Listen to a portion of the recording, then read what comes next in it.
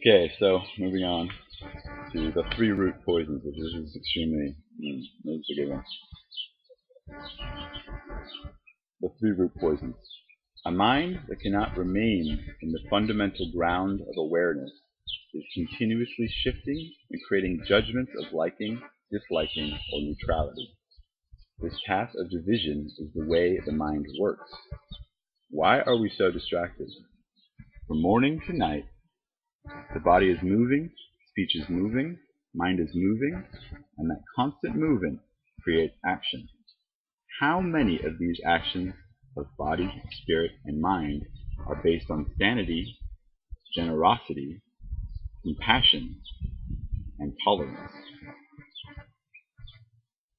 And how many are deeply embedded with anger, desire, or ignorance, contaminated with selfishness, laziness, jealousy, and irritation, and distracted by other inner and outer wanderings? When we realize that all of this confusion is built on a foundation of useless concepts, we begin to see why samsara is called suffering. A concept is an idea or thought that we use to elaborate on a perception. This wouldn't be a problem, of course, if all of these layers of elaboration were about goodness, harmony, and peace. But in the process of elaborating, we constantly create dualities of good and bad, likes and dislikes, and further elaborations. If we like what we perceive, we grasp and elaborate with emotions arising from attachment and desire. If we dislike something, aggression will try to keep it from arising, causing fear and rejection. From liking and disliking, all the 84,000 emotions arise. A third factor, ignorance, is a sluggish state, which is sometimes referred to as neutral. This doesn't mean it's non-judgmental. Neutrality is just too lazy or distracted to judge, and so appearances drag us around wherever they like. These three basic obstacles arise in all sentient beings.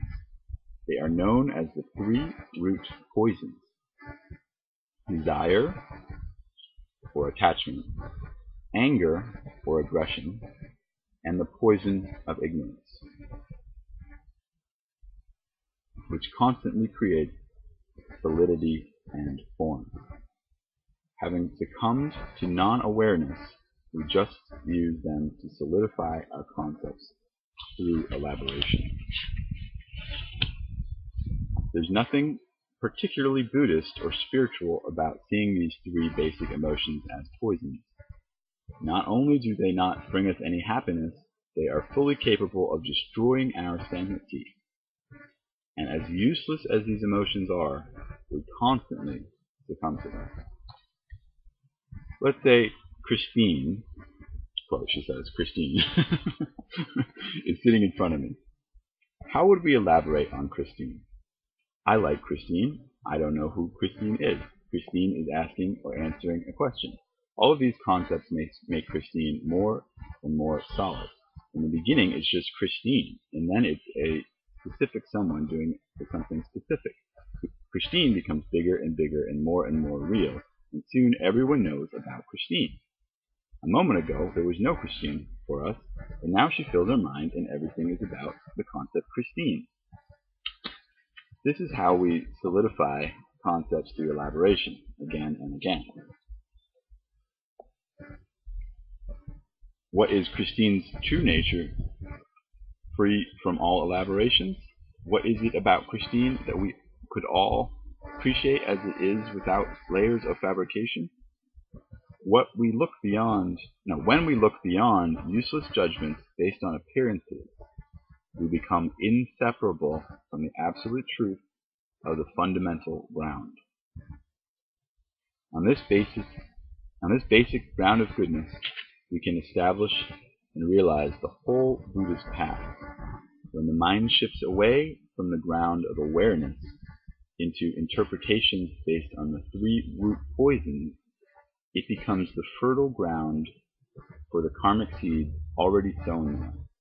Like a fertile field ready to produce plants, all the tendrils of coincidences, both auspicious and inauspicious, come together to produce their samsaric fruit.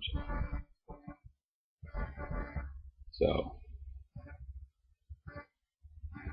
that's pretty, that one's pretty hard for me. As someone who likes to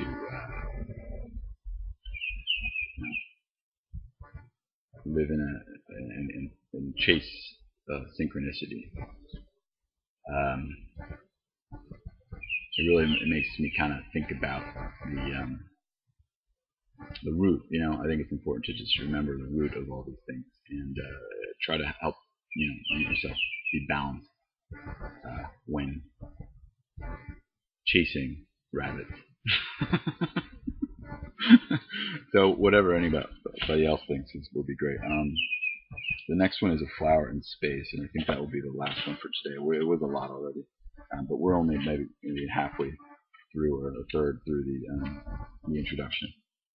So, like I said, there's a lot here. It'll take a while, and it'll be around forever, and it'll be a discussion forever. It's a great book. Get the book, and I'll have to hear from you.